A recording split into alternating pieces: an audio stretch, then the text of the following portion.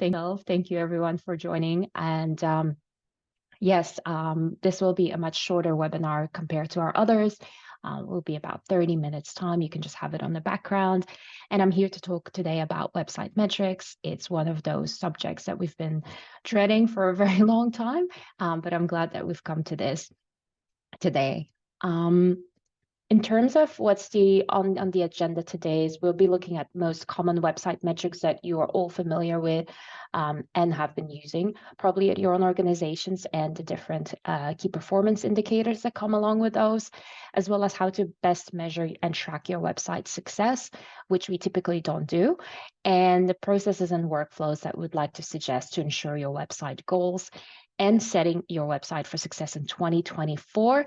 And from what I looked up today, it seems like we've got only 68 days till Christmas. So I'm pretty sure that all of you are busy planning for next year. So this might come in handy for you. And then after the all of the topics, we'll do a Q&A sessions, which you can ask your questions either in the Q&A or in the chat from in the Zoom. So I just wanted to run a quick pulse check. First of all, I just wanted to kind of understand whether you currently have any specific KPIs or whether you're tracking them. And if it's a yes, I would like to see that all of you have clear goals and KPIs. But we are also quite open to seeing organization working towards some specific goals. And I wanted to specifically bring up an example of Ticketek, which is a platform, an online website where you can buy tickets for all types of events, concerts, sporting events, poetry readings, theater tickets, and everything else.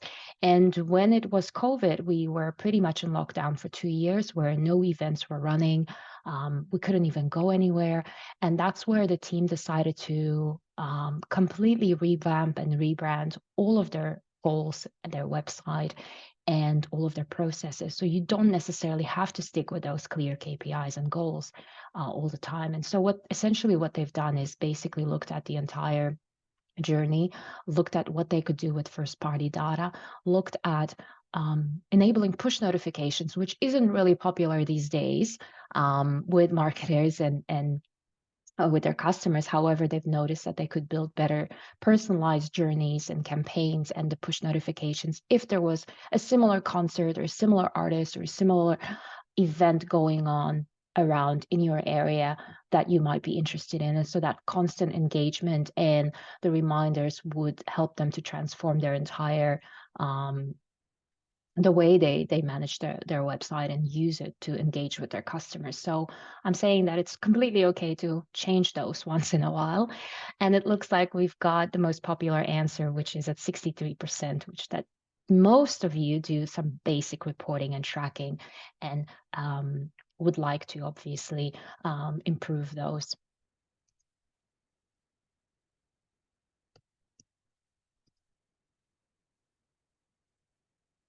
Alrighty, thank you for that.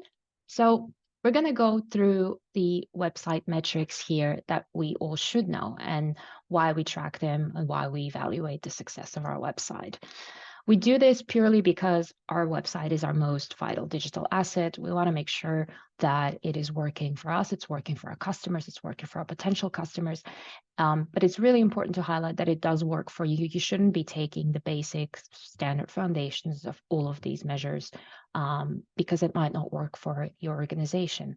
And so we're looking at broader things like digital presence. It needs to be fully optimized. The UX needs to be good for all types of people, all types of visitors. And also we have to ask ourselves whether there's any challenges or recommendations or suggestions from our staff that works internally with us or from our visitors or from our customers in terms of how engaging our website is and what they're coming and do and how easy it is for them to find what they're looking for. And to some degree, then there's all these other metrics, including the performance of your business, your organization, and versus your goals. And that is something I think where a lot of organizations are missing is they set these goals, but they never go back to see if that's actually what they're meeting and if they're even achievable in that way. So some of the metrics you're all familiar with, and I hope you are, is traffic, which is the pretty standard one is how many people visit your website. Is there a giant spike in the traffic all of a sudden? I hear customers saying this as well, and it might indicate bot activity where someone is basically visiting or crawling your website at immense speed and immense volume. And is it also changing seasonally? I think all the retailers right now are prepping for Christmas and Halloween and whatnot. So sometimes we would have predictable analytics and spike in traffic. Page speed is one big topic that's been coming up as well, is how fast does your website load? Does it load well on desktop, on mobile, on tablet?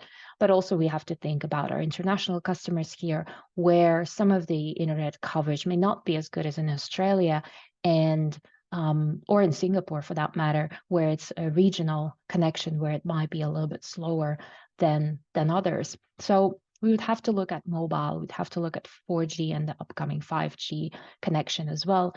And how does it score when it comes to cumulative layout shift? So CLS is one of the parameters in the page loading time, and where we look at everything being displayed, including all of your forms, your banners, videos, and chatbots, and everything else on the website.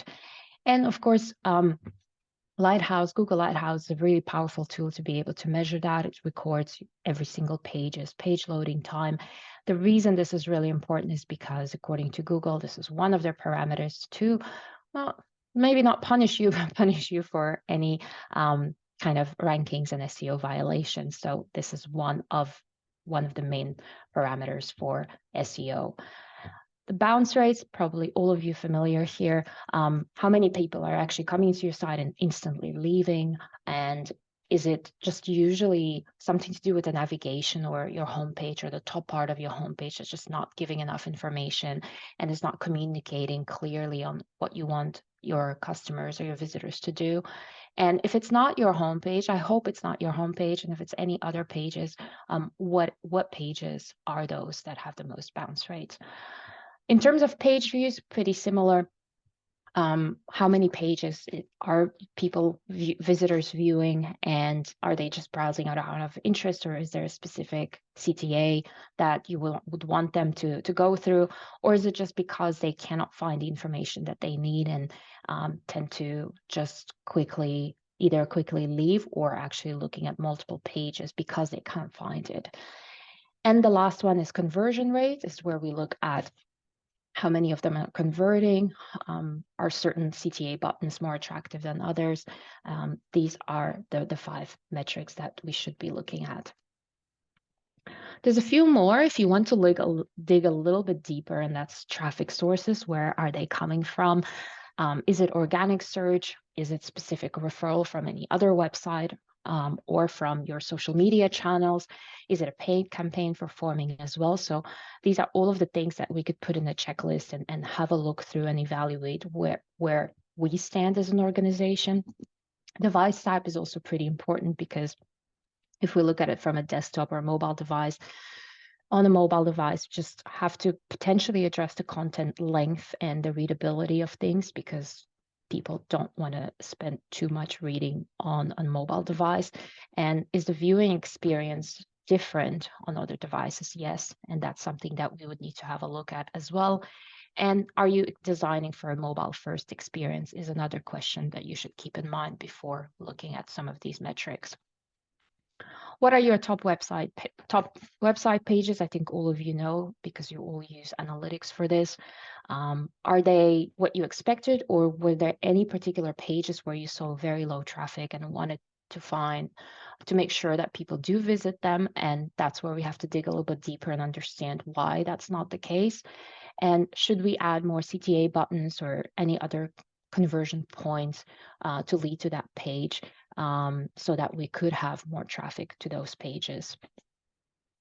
What's the average time spent on a specific page? That could be something that we could look at, especially on some of our popular pages. And it's basically measuring the particular duration of your visitors' time spent. And is it necessarily a good thing or a bad thing? it depends on the organization. Again, if we wanted to expect from them for them to read anything that might be longer, some may just leave it open and just go away. And so that's something we would also have to consider. And then the last one is exit pages. So making sure that we understand the entire journey from the first page to the last page. And is that kind of enough is something that we would need to ask. Do Monsido able to filter traffic from a spam bot? That's a really good question. I don't think we are able to. That is something that we usually won't be looking for unless it's, kind of, we've had some instances with our customers where someone would inject malicious code into their source code, and typically that's where we would be able to see that and go through this and crawl through this, but not necessarily for spam bots. So we would like to go and measure and track your success, right? So something that we don't necessarily want to do, but essentially what we're suggesting is to go back to the basics. And we would need to set some collective goals. And this doesn't have to be necessarily on one person or one particular department. And I know it's going to be very difficult to do that across multiple teams, but ensure that everyone works on the website and that they're involved in the KPIs and goals. And I think typically when we as marketers decide to set these goals, we don't necessarily share them with the content editors or some other parts of the businesses, but it's really important that they're aware and that they are across this. For financial organizations, that's the case also for any security and legal teams. So they need to be across this as well, because they're the ones that approve the content or proofread the content before it goes online. So they need to be aware of those goals as well. Unfortunately, this is not very easy to do, considering that they are pretty strict with what can or what cannot go online. But make sure that at least that they're aware of it and they're tied to other objectives that are set for your organization. Create an Excel spreadsheet. I know it's very not something you probably want to do, but there's nothing wrong with a good old spreadsheet. Build up a template and have all of your metrics in there on a monthly basis. I'm sure there's also plenty of other tools available where you can check for the progress of any tasks or any projects. But there's also nothing wrong with a good old Excel spreadsheet that you can share around. Use a dedicated web optimization tool. That's where kind of we come in and use this tool to automatically view all reports and your website metrics history. So be able to kind of see whether there is any change in the things that we're working on day to day, whether that's fixing content issues, whether that's accessibility issues, whether that's removing outdated content. And that's where we kind of go and see if there has been any change, whether it's up or down, and the percentage change. And the percentage change of that positive or negative effect. So we would want this to be automatically reported and sent out to you so that you could see your progress. And I think that's the big thing that a lot of organizations are missing, is that they don't see the small things, that they don't see the progress of cleaning up their website or just even monitoring their website. Schedule a reminder, hold yourself accountable, hold your team accountable by scheduling a reminder in a project management tool. Again, that project management tool can be used the same instead of the Excel spreadsheet to have all of your goals and metrics in there, and also host a regular website meeting to talk about these things. I know when the teams usually meet, they have so many different things to discuss, and the website isn't usually part of them. But this is something that we should make time for and brainstorm collectively to make those improvements. Now, in terms of the workflows and processes, the one thing that we really want to highlight is to assign responsibility and goals. I've just come back from, actually not just come back, about 3 weeks ago, I was in a MarTech symposium conference in Hunter Valley, where there were a lot of CMOs and head of marketer and head of MarTech. And specifically, that was one of their challenges that they mentioned around responsibility, and they keep changing. And we've got multiple teams with multiple hats, and it's really difficult for people to pick up additional responsibilities, and also kind of blaming every department on who's supposed to be responsible for what, especially if you're in a big organization where you have multiple departments working on the website.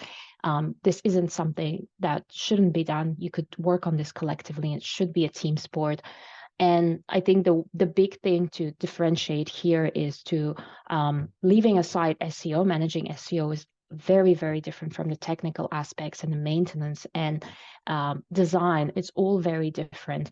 I know some of you here probably don't have the luxury of having an SEO team or a dedicated SEO specialist, a dedicated technical, and a dedicated UX designer.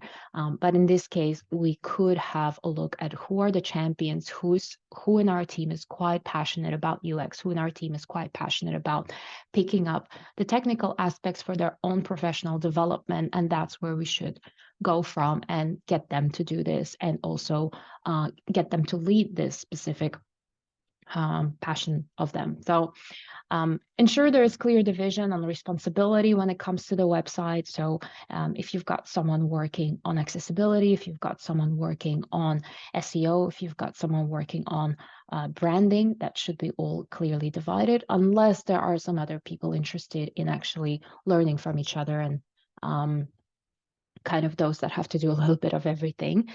Make sure that you assign the relevant website goals to each individual. That would make it much easier instead of them having to go through everything. And remember to ask who's ultimately responsible. Is it you, or is it that we don't have clean ownership and we don't know exactly who's supposed to do that? I think this one is going to be very difficult for those of you that work at international firms, where we have a headquarter that pushes specific content towards our website or has very strict rules of what can and cannot be done. And in this case, sometimes the Australian teams usually actually don't even know who owns all of this and the metrics and the reports, and that becomes very difficult for them to do. So in that case, it's good to connect with your global team and try and understand who is responsible for these, and kind of have them to run you through all of the metrics and the goals and the reports, so that you could understand them in a much better way, and then also talk to your team about it.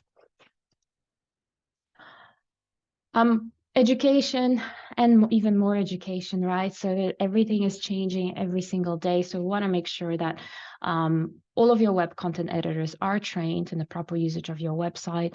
If that's not the case, we want to make sure that anytime we've got someone coming into the new team or anyone that's leaving, there's a proper handover involved, there's proper training involved, and that we have clear guidelines from the beginning to set them up for success in terms of our branding guidelines, style guidelines, in terms of what we are looking for in terms of traffic, in terms of conversions, and how they could support those, essentially your own goals and KPIs. If they, for example, if you feel like they're not really up to speed or up to date, I think it's really good to have them to do a refresher training and constantly learning something new. That is something that is also available with Monsido, is something that we're really big on. For someone who hasn't touched the website in, let's say, 3 months, they tend to forget. And that's why it's really good to kind of host a refresher training, or at least encouraging to do so themselves. It doesn't have to be on you to do that. But it would be good to constantly remind them of how important it is to kind of move forward and start thinking about the new ways we can approach things. Reports, we could do it weekly or monthly or quarterly, depending on how much of a role you have to play in monitoring the metrics of the website. Ideally, we would like to see a weekly report with your organization, and how far we've come, basically, whether that's on a weekly or monthly basis, so we can tick off some of the things and how we're comparing to what it was like a month before. Now, there are some website workflows that might work for certain organizations, not for others, but there's really 3 key approaches to ensuring a strong website workflow. we've got the first scenario, which is, trained content contributors allowed to post whatever they want. They can be super flexible. And then the web and admin team reach out if there is a breach of guidelines. And this is a good scenario, right? We've got the complete freedom of content editors, branding teams as well to really, share what their creativity, and the web team is kind of like hands off until they're needed and if there's a breach of guidelines. The second scenario is where the trained content contributors need to go through an approval process to publish content on the website. And that basically explains here on the right-hand side on our graph, where a contributor goes to approver and it goes back and forth. If there is any changes that are required, then it goes to the publisher and then it gets published to the web team. And this is a very simple diagram. There's only 3 or 4 steps. We're talking about certain organizations, including in financial, in legal spaces, potentially also in government spaces, where we would have to go through so many different levels of approval, and not just a web team. It would have to go through many departments, including legal, including security, including cybersecurity, including compliance teams. And essentially, it makes it a lot more harder for them to be creative and to be hands-on on there. And that's why you tend to see the content being pretty much very, very much similar, very bleak. And it's not something that, is nice to read through for some. But essentially, this is something that we do see with our customers, with some of our customers as well. And then the third scenario is that the trained web professional handles all publishing on the website to ensure consistency of compliance. These organizations typically have one or 2 people in the team where they have to do pretty much everything and have to not only generate content, not publish content, but also make sure that it all checks out, and have to go and proofread it and have a look at when it goes live as well, and are responsible for post maintenance as well. So these are kind of the 3 ones that we have. And so that's within all of these 3, you would have to find the perfect workflow that works for us in having a strong website workflow. So some of the key takeaways for website success in 2024 moving forward in next year, I think the metrics that we've talked about, that you all know, they are not necessarily the ones that you would have to use, at least not all of them. Make sure that you work with the metrics that work for you and your organization. If you have a corporate website, and it's not really important to have any sort of conversion unless you want people to contact you for any questions or any services that you've provided. But at the same time, maybe the time spent on that page might be a better metric for informational and corporate websites, where you have a lot of investor relations, news, blog page articles, and so on. It's not something, metrics don't always improve. They all vary from time to time. As I mentioned, you could look at your history. You could look at completely revamping your metrics and have a look at the way you want to define them for yourself, and ensure your processes and workflows are built to support your website metric goals. So the approval process, the training, and the website guidelines, as I've mentioned. And again, I think I just wanted to kind of go and take it back to making sure that you share those processes and workflows with the rest of the team, and not just between yourselves or the main admins of the website, but also the content contributors, editors, and copywriters. And also with the different approval processes, in some cases, we're not able to change any of that. We'll just have to go and wait before it gets approved by multiple departments. But in some cases, as I mentioned, the scenario A was the ideal one, where we could be flexible and creative and rely on our web team if there's anything that we need to change that we're not able to change in the code, in the template, or in anything that's a bit more complicated. Host trainings, refresher trainings, it isn't something that we just, put out once at the beginning of the year and say, here we go. And we check again at the end of the year to see if we've actually met those goals.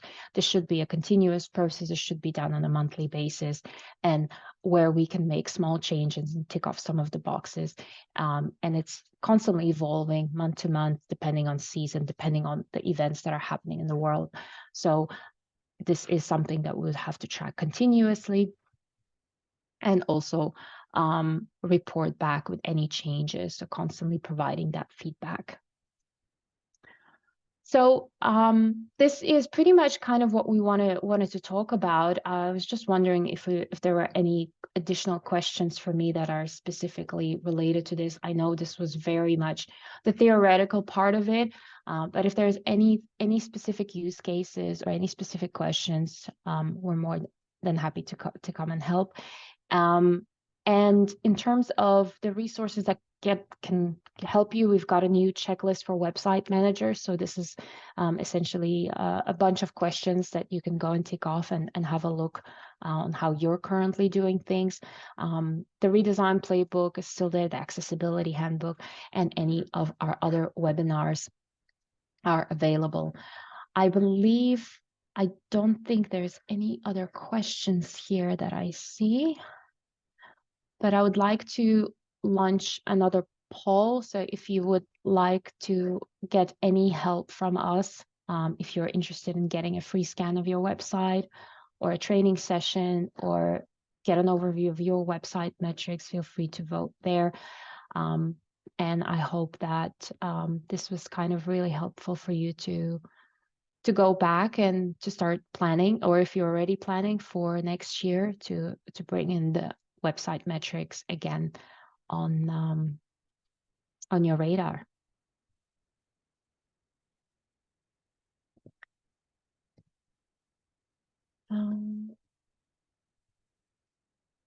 Don't think you guys have any questions. Looks like everything was pretty clear.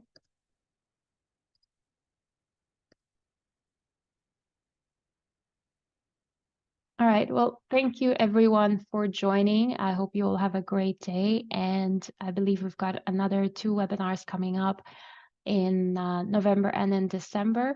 And yeah, we'll looking forward to seeing you there.